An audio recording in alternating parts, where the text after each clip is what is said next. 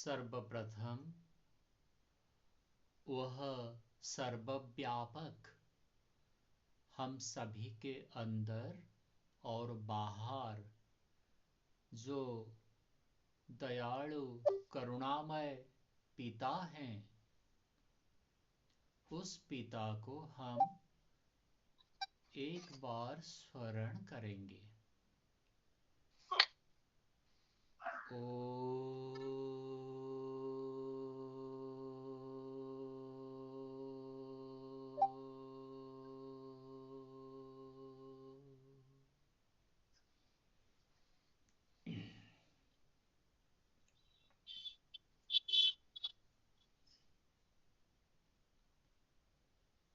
उस करुणामयी हमारे सर्वोत्तम माता और सर्वोत्तम पिता को हम भक्ति श्रद्धा से जानने के लिए इस चेष्टा में रह रहे हैं, क्योंकि हम क्या है, इतने ही जानने से बाकी बहुत कुछ आसान हो जाता है। और ये योग दर्शन में भी कहा जा रहा है कि तदा द्रष्टुः स्वरूपे अवस्थानम। इसमें कह रहा है कि योग की स्थिति में हम लोग स्वरूप में रहते हैं, अपने रूप में रहते हैं, अर्थात हम स्वयं को जानते हैं, कितने छोटा कितने बड़ा, कितना सामर्थ्य, क्या क्या हमारा ताकत, ये सारे बातें हम जान लेते हैं। तो ये जो हमारे कर्म के कारण हम लोग ये आकाश वायु अग्नि जल पृथ्वी का बना हुआ ये शरीर में जो जोड़ दी गई है, उसमें हम जान नहीं पा रहे हैं कि सच में हम क्या है। यहीं से अविद्या का शुरुआत है। और कुछ कुछ ऐसे बाहर प्रकट होने वाला विषय, जैसे कि स्वस्वामी संबंध, उसी के बारे आज कुछ चर्चा रखेंगे। क्योंकि जब तक ये स्वस्वामी संबंध को हम अनुभव करते रहेंगे, तब तक यही ही संसार अनुभव में आएगा।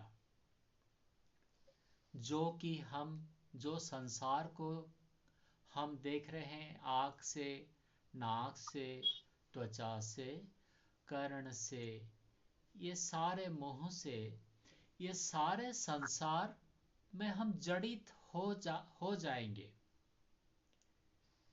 क्योंकि स्वस्वामी संबंध हम अभी बना रखे हैं, हम मेंटेन भी कर रहे हैं वही संबंध को।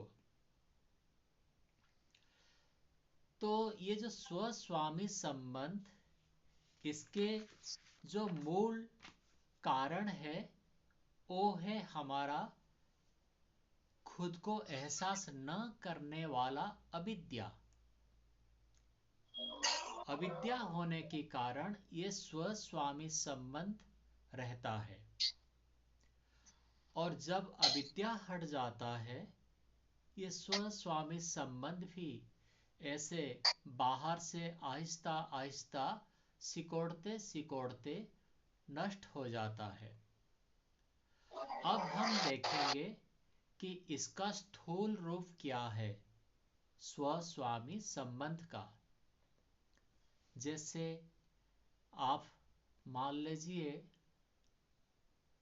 कि कहीं दूर में अमेरिका में एक मकान गिर गया। पाकिस्तान में हो, दूर में है, पाकिस्तान में भी क्या दिल्ली में भी हो, एक मकान गिर गया। तो उसमें जो हानि आप वहां आरोपित करते हैं वो संभव नहीं है, क्योंकि आप जानते हैं कि ये जो दूर वाला मकान गिर गया इसमें मेरा कुछ नुकसान नहीं हुआ, ऐसा आप जानते हैं। और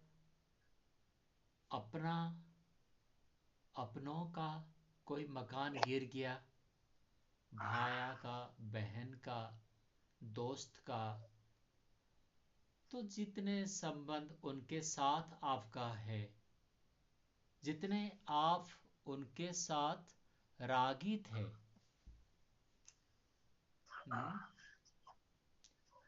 जितने आप आसक्त हैं, उतने परिमाण में वो मकान गिरने के कारण आपका मन में दुख आएगा। और फिर आपका अपना मकान गिर गया तो फिर आपको बहुत दुख लगता है। ये मकान के साथ, आपका मकान के साथ स्वस्वामी संबंध अधिक है, प्रबल है। जितने अधिक स्वस्वामी संबंध, उतने अधिक कष्ट, उतने अधिक आसक्ति होने के कारण पीड़ा। ये पीड़ा तब नहीं होता अगर आपका स्वस्वामी संबंध उस द्रव्य के प्रति नहीं होते। ठीक वैसे ही कोई व्यक्ति का गुजर जाना, कोई दूर का व्यक्ति अनजाने आप पेपर में पढ़ लिया गुजर गया बोल के, आपको कष्ट नहीं होता, क्योंकि उसके साथ आप जुड़े नहीं हैं। और अपना जब गुजर जाते हैं, उनके साथ आपके स्वस्वामी संबंध होने के कारण आपको पीड़ा होता है, आपको कष्ट होता है। इस प्रकार से हम लोग अगर देखने लगे तो ये सारे जड़ तत्व और सारे चेतन तत्व, चेतन में आपका रिश्तेदार, अपनों, भाई बहन, माँ पापा, ये सारे चेतन तत्व, ये भी हो सकता है कि एक डगी आप 12 साल तक उसको पालन किए हैं, एक बिल्ली आप कुछ साल तक पालन किए हैं, तो उसको हम अपना मान लेने के कारण वो गुजर जाने से भी हमको पीड़ा होता है। तो जितने जड़ तत्व है, मेरा बोल के जो कह रहा हूं, और जितने चेतन तत्व है जिसको कि मैं मेरा मानता आया हूं, ये सारे के सारे का नष्टि आपको पीड़ा तब देता है जब आप स्वस्वामी संबंधित होते हैं। पर ये हर वक्त नहीं होता है। वही रिश्तेदार ऐसे ही रहें, वही मकान ऐसे ही गिरे, लेकिन आपको पीड़ा नहीं दे सकते हैं। वो सारे विनष्टि जो अभी अनुभूत हो रहा है, आपकी अज्ञानता जब तक उस द्रव्य के साथ जुड़ा हुआ है, तब तक ये चलता रहेगा। और इस विषय में एक अभी सिद्धांतिक दृष्टिकोण जस्ट देख लेते। कि जो भूमि और भवन, ये दोनों को दोनों आपका है, मैं माना आपका है और गौण रूप से आप ही का है, क्योंकि कल फिर दूसरा का होता है और वो फिर दूसरा का होता है और आगे फिर और कितने करोड़ों लोगों का हो सकता है। पर हम इस सत्य को स्वीकार नहीं करते। सत्य यह है कि जितने जड़ वस्तु, भवन और मिट्टी, ये सारे आपका नहीं था, पर आप मान रहा था मेरा है। ये जो जितने घर, कितने स्क्वायर फीट का घर, जितने भूमि में है वो भूमि, ये दोनों आपका नहीं है। आपका होता तो आप लेकर के जा सकते थे, लेकिन ये नहीं जाता ना। तो ये पता है, लेकिन एहसास नहीं हो रहा है। ठीक वैसे ही क्या हम नहीं जानते कि हमारे ये पिंड जो है, ये एक मकान की तरह कुछ वर्ष में ढह जाता है, नष्ट हो जाता है ये शरीर। और वो नष्ट संपूर्ण होने की पहले हमको परमात्मा और एक ऐसा मकान दे देता है, ये भी जानते हैं।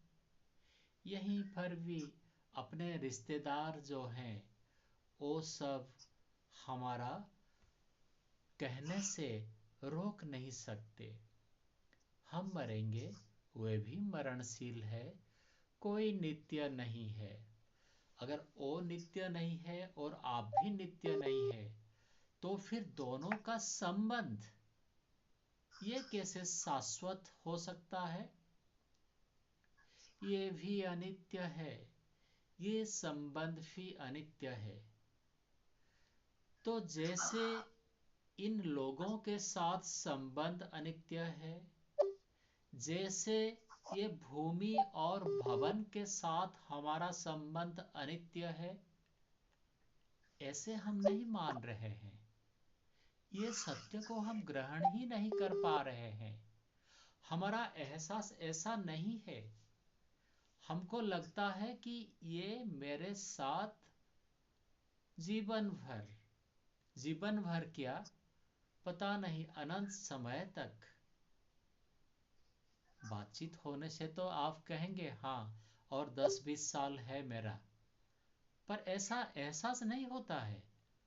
10-20 साल के उपरांत क्या होगा आप जानते हैं जब बातचीत करें तो, परंतु उस ज्ञान को मन में रखते हुए हम आचरण में नहीं उतारते हैं।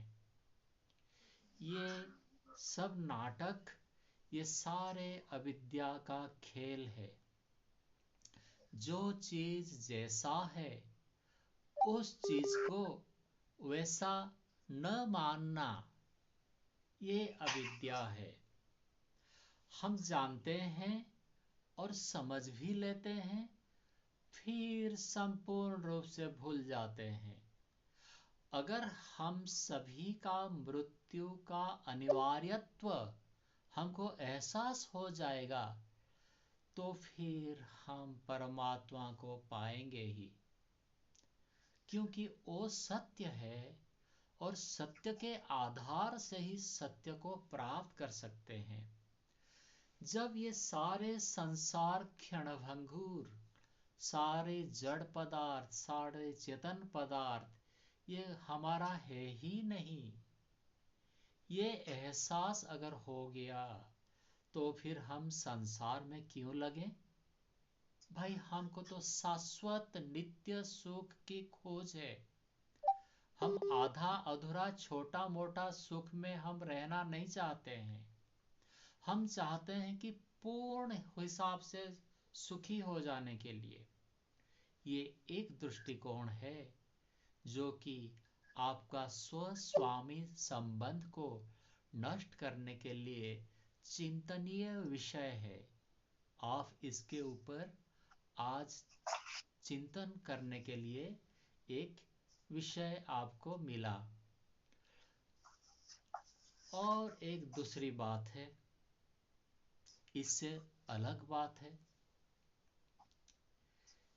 जो द्रव्य आप देखते हैं, जैसे ये घड़ी जो पहने हैं, ये घड़ी कौन बनाया है ना? कोई मनुष्य बनाया है ना? ये घड़ी मनुष्य बनाया है। अन्य अन्य सारे पदार्थ जितने हमारा इंद्रिय गोचर है, सारे के सारे पदार्थ मनुष्य बना लिया है, जो अप्राकृतिक है उसी के बारे में बोल रहा हूं। और जो प्राकृतिक है उसको भी तो पदार्थ के रूप से आपको मानना पड़ेगा। कोई ना कोई उन प्राकृतिक पदार्थ को बनाया है, उसके ऊपर चर्चा बहुत विशद हो चुका है। अब सिर्फ उतने उसका सारांश कहना है कि परमात्मा उन सारे द्रव्य का कर्ता, निर्माता और उसका रक्षण करता है। ये जो द्रव्य हमारा है, ये द्रव्य को परमात्मा ही रक्षा करने में लगे हुए हैं। क्योंकि अभी आप 5 लोगों से कौन सा व्यक्ति जानबूझकर सांस ले रहा है? कोई नहीं। सभी लोग अनजान हैं और सांस चल रहा है, आने जाने आने जाने। थोड़ा सा आगे और थोड़ा सा बता दें, ये जो सांस आने जाना है, मान लीजिए कि ये एक यंत्र है और वह यंत्र ऑटोमेटिक काम कर रहा है, ये भी हम कहना चाहिए, ठीक है। लेकिन ये ऑटोमेटिक यंत्र को कोई ना कोई बनाने वाला है। अगर ऑटोमेटिक है, उसका अर्थ ये नहीं है कि ये यंत्र कोई बनाया नहीं है। कंप्यूटर ऑटोमेटिक हो, कैमरा ऑटोमेटिक हो, कुछ भी ऑटोमेटिक हो, रोबोट ऑटोमेटिक हो, पर कोई ना कोई उसको बनाया है। मनुष्य ये सारे वैज्ञानिक चीज बनाया है, और परमात्मा सबसे बड़ा वैज्ञानिक ये शरीर जो फुल्ली ऑटोमेटेड है, उसी को बनाया है। तो जो बनाया है, ये द्रव्य उसी का है या आपका है? आपको कोई किराया में रख लिया मकान में, उनका बनाया हुआ आप रह रहे हैं, तो फिर क्या आप ये एहसास नहीं करते हैं कि उन्होंने बना करके मुझे दिया है मकान? ठीक वैसे हम एहसास करना पड़ेगा कि ये जो द्रव्य है, ये उस परमात्मा ने बनाने के कारण इस द्रव्य में हमारा बहुत अकिंचन साधारण सा ही परसेंटेज कर्तृत्व अपना मान सकते हैं। जैसे कि 1% आपका और 99% उस परमात्मा का ये द्रव्य में अधिकार है। ऐसे हम नहीं मानते हैं, ये हमारा अविद्या है। अगर हम इसको सच में मान लिया कि हाँ हाँ ये तो परमात्मा ने बनाया है, हाँ हाँ इसका मेंटेनेंस खर्चा सब कुछ वही परमात्मा दे रहा है, हाँ हाँ कोई इसमें मेरा रोल अति नगण्य छोटा सा कुछ मुंह में डाल देता हूँ, बस उसके बाद पचाने के काम वही ऑटोमेटिक मशीन कर रहा है। तो इसमें मेरा जो योगदान है वो कम होने के कारण ये द्रव्य मेरा नहीं है। इसको प्रयोग करने के लिए उस परमात्मा ने मुझे आदेश दिया है और मैं प्रयोग कर रहा हूँ। तो इस द्रव्य के प्रति आपकी स्वस्वामी संबंध कट जाएगा। दो तरीका, ये दूसरा तरीका में फिर आप लोगों के समक्ष रखा। ऐसे करके स्वस्वामी संबंध काटना है, और स्वस्वामी संबंध जब तक रहेगा तब तक हम यहीं पर ही अटक रहे हैं, अटक जा रहे हैं। कितने भी पढ़ाई करें, कितने भी प्रवचन सुने, कितने भी हम गुणगान करें, पर स्वस्वामी संबंध होने तक आप संसार में ही लिपट जाएंगे, क्योंकि परमात्मा स्वस्वामी संबंध वालों को समझता है। हाँ, ये कह रहा है कि मेरा है। वो गलती वो जानता है, बेटा अभी गलती कर रहा है, आहिस्ता आहिस्ता संभल लेगा स्वयं को। तो जब तक ये स्वस्वामी संबंध है, वही परमात्मा हमारे बहुत दूर में है। और कुछ उदाहरण भी हम ले सकते हैं स्वस्वामी संबंध का। गलत और अच्छे करने की, जैसे किसके साथ गलत हुआ तो हमको उतना नहीं दुखता, लेकिन मेरे साथ गलत हो गया तो हमको पीड़ा लगता है। किसको अपमान हुआ तो उतना नहीं दुखता, मुझे पीड़ा हुआ तो मैं पूरा ले लेता हूँ उसमें। ऐसे तिरस्कृत या पुरस्कृत होना, जैसे किसी को पुरस्कार मिल गया तो मैं खुश नहीं होता हूँ, और मुझे अगर पुरस्कार मिल गया तो उसमें मैं रटन लगाता रहता हूँ। ये शरीर के साथ आत्मा का स्वस्वामी संबंध है। अब और कुछ उदाहरण आप देखिए, जो और गहरे से इसको हम मनन करें तो हमारा केवल शरीर के साथ स्वस्वामी संबंध रहता है ऐसा नहीं है। केवल शरीर को ही गलती में हम अपना समझते हैं ऐसा नहीं है। हम मन को जो सोचते हैं कि मेरा मन, हम बुद्धि को जो समझते हैं कि मैं बुद्धिमान, ये दोनों तत्व मन और बुद्धि, ये और गहराई से आपको स्वस्वामी संबंध में बांध लेते हैं। आपको समझ में भी नहीं आता कि भाई ये कैसे अलग हुआ मेरे से, लेकिन आत्मा और बुद्धि अलग अलग है। कहा गया है एक सूत्र में, ये जो बुद्धि है, अविद्या अस्मिता की परिभाषा में यह कहा गया है कि हमारा बुद्धि और हम, ये दोनों अलग अलग दो चीज है, लेकिन हम उसको एक मानना, मतलब मैं बुद्धि हूं, मैं बुद्धिमान हूं। यहीं पर ये दूसरा क्लेश, इसको दूसरा क्लेश कहते हैं, दूसरे का अस्मिता क्लेश यहीं पर काम कर जाता है। और कुछ उदाहरण हम देखेंगे और गहराई से हम अंदर जाएं तो हमारा जो बल है, ताकत है, जब हम जवान थे तब हम कुछ अलग दृष्टिकोण से सोचते थे कि हाँ, ये अन्याय को मैं जबरदस्ती बंद कर दूंगा, एक थापड़ भी मार दूंगा। हमारा भाषा भी कुछ अलग हो जाता था। क्यों? क्योंकि उस बल को हम मेरा समझ रहे थे, अपना समझ रहे थे, और वही बल आहिस्ता आहिस्ता अब जो क्षीण हो चुका है, अब ऐसा हम नहीं सोचते हैं। कहीं कुछ झगड़ा होता है, अन्याय होता है, तो इस प्रकार इस दृष्टिकोण से हम नहीं सोचते हैं, मार देंगे, पीट देंगे, ऐसा हम नहीं सोचते हैं।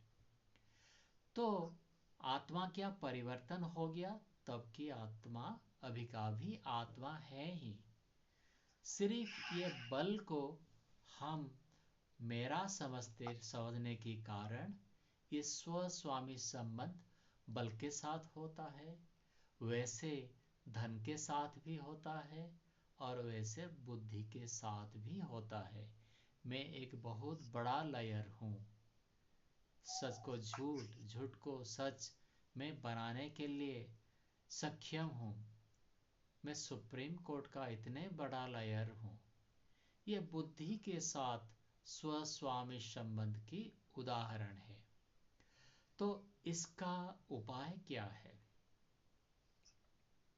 इसका उपाय कहा गया पहले से जो सूत्र में बोला था, तदा द्रष्टु स्वरूपे अवस्थानम। आप प्रत्येक दिन ध्यान करते करते समाधिस्थ हो जाने से अपने स्वरूप में रह जाएंगे, स्वयं को जान लेंगे। और जब जान लेंगे कि बुद्धि में नहीं हूँ, मैं मन भी नहीं हूँ, ये जो शरीर है ये शरीर तो हूँ ही नहीं, ये जलाया जाने वाला है ये शरीर। और ऐसे शरीर से बाकी जो संबंधित चेतन द्रव्य जैसे रिश्तेदारी और जड़ द्रव्य जैसे धन संपदा आदि, इन सारे के साथ मेरा संबंध नहीं है। ये मेरा है ही नहीं, मैं लेकर के नहीं जा रहा हूँ। मेरा होता तो लेकर के जाता। और अगर कोई कहे कि भाई ठीक है, मैं दूसरा कहीं से भी भेज देंगे आपके पास, कुछ श्राद्ध करके भेज देंगे आपके पास, बैतरणी नदी से कुछ संभव नहीं है। ये सब जंजाल है कि आप जाने के बाद, ये शरीर छोड़ने के बाद दूसरा कोई आपको खिला दे, ऐसा संभव नहीं होता है।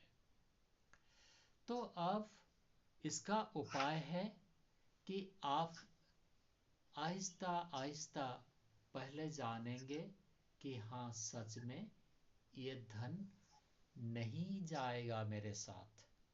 तो धन से आपका वितस्पृहता हो जाएगा। या तो धन को दान करते करते आप प्रयोग करके पुण्य में कन्वर्ट कर लेंगे। एक, ये मकान और ये भूमि ये भी मेरा नहीं है, गाड़ी बगला कुछ मेरा नहीं है, और ये शरीर से संबंधित जितने रिश्तेदार हैं ये सब के सब मरणशील है। आज या तो कल ये धोखा देंगे ही मुझे। तो फिर आप वहां से स्वामी संबंध को चिंतन से हटाते हटाते सत्य के करीब आप जाते रहे हैं। फिर आप सोचेंगे कि भाई ठीक है, ये शरीर भी जलेगा, तो फिर मैं नहीं हूँ, क्योंकि मैं तो जलता नहीं, मुझे कोई जला नहीं सकता कहा गया है। तो फिर ये जो मन है, ये बुद्धि है, ये सारे चीज अगर आपसे स्वस्वामी संबंध से हटा लिया आपने, तो क्या बचेगा? केवल शुद्ध आत्मा जो आप है उसी को आप अनुभव करने लगेंगे। अभी उस शुद्ध आत्मा आप अभी भी है, परंतु ये सारे संबंध को आप अपना स्वरूप मानने के कारण अपना स्वरूप में आप नहीं है। आप कह रहे हैं मैं 5.5 फीट, 6.5 फीट ऊंचाई, लंबा, गोरा मोटा, पुरुष स्त्री, इतने उम्र का, ये सारे आप अनुभव कर रहे हैं। ये सारे असत्य अनुभव आपका हट जाने से आप जानेंगे कि आप एक क्षुद्र, अति सूक्ष्म, छोटा सा एक द्रव्य है जिसका कि 6 गुण है। ये कुछ बात याद आएगा आपका? आत्मा का 6 जो गुण है, इच्छा, द्वेष, सुख को अनुभव करने वाला, दुख को अनुभव करने वाला, और ज्ञान, और एक प्रयत्न, है ना? आत्मा जो चेतन होते हैं वो प्रयत्न करता है, वो इच्छा भी करता है, सुख को भोगता है, दुख को भोगता है, और कई चीज़ों से दूर हटने की इच्छा करता है। और ज्ञान, उसका एहसास करने की सामर्थ्य, उसको ही आत्मा करता है। ये जो बातें हैं ये आत्मा तक, आत्मा में स्टोर नहीं होता, ये आपका मन में ही स्टोर होता है। कल की बात आज आप जो याद करते हैं, ये जो ज्ञान है ये आत्मा में स्टोर नहीं होता। आत्मा में जो ज्ञान गुण है वो केवल एहसास करने की सामर्थ्य है। पर ये संसार को एहसास वो तब तक नहीं कर पाएगा जब तक वो ये बुद्धि से नहीं जुड़ेगा, मन से नहीं जुड़ेगा, और आंख से, इंद्रियों से नहीं जुड़ेगा। आंख, नाक, कान, जिह्वा, त्वचा, ये सारे इंद्रिय से जोड़ जाने के उपरांत ही ये संसार को भोगता है। ये संसार को भोगाने के लिए हमारे कर्म के अनुसार ये शरीर, इंद्रियां, मन, बुद्धि आदि हमको प्राप्त होते हैं। तो अब हम देखें कि हम कितने छोटे हैं, इतने अणु स्वरूप हैं, संसार को भी भोग नहीं सकते हैं बिना आँख, नाक, कान, जिह्वा, त्वचा और मन बुद्धि से। तो इतने नगण्यपन है कि हम खुद को भी एहसास नहीं करते हैं, क्योंकि अहंकार बोल करके एक मटेरियल हमको दी गई है। जैसे मन सुने हैं ना, मन, जैसे बुद्धि सुने हैं, ऐसे अहंकार बोल करके एक तत्व दी गई है। ये जो अहंकार शब्द है ये जेलसी नहीं है, ये बहुत काम का है। ये अहंकार जो तत्व है ये हमको अपना एहसास दिलाता है कि आई एग्जिस्ट, यू एग्जिस्ट, इस प्रकार से एहसास दिलाता है।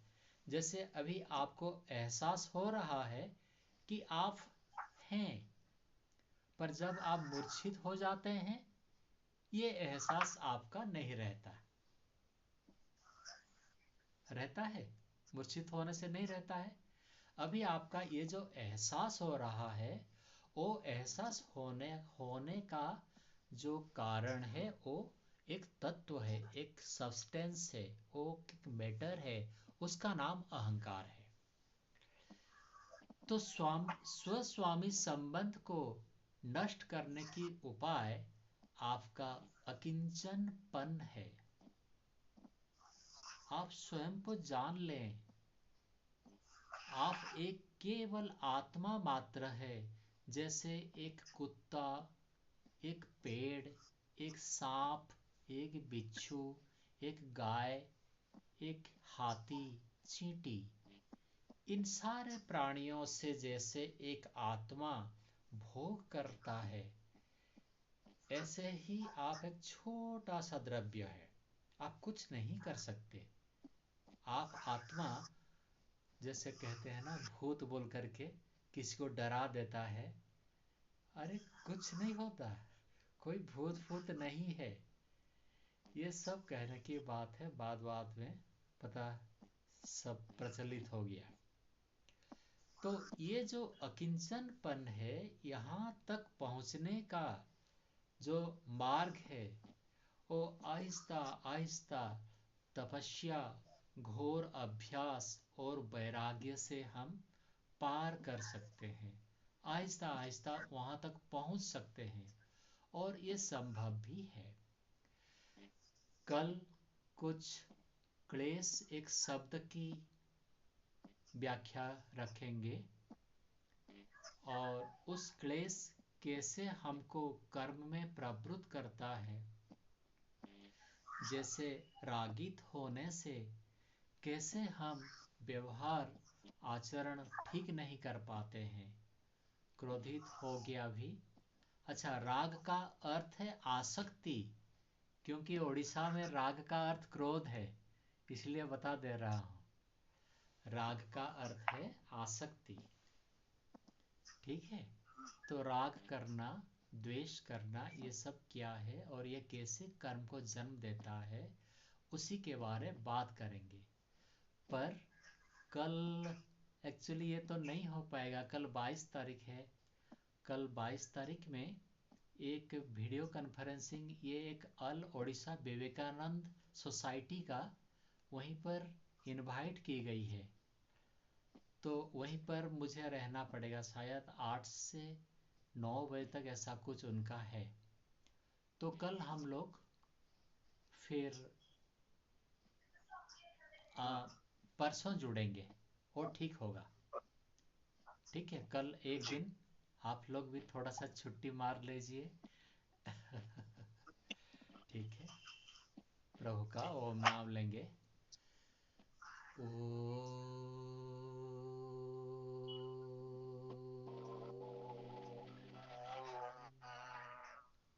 सबको सादर नमस्ते जी।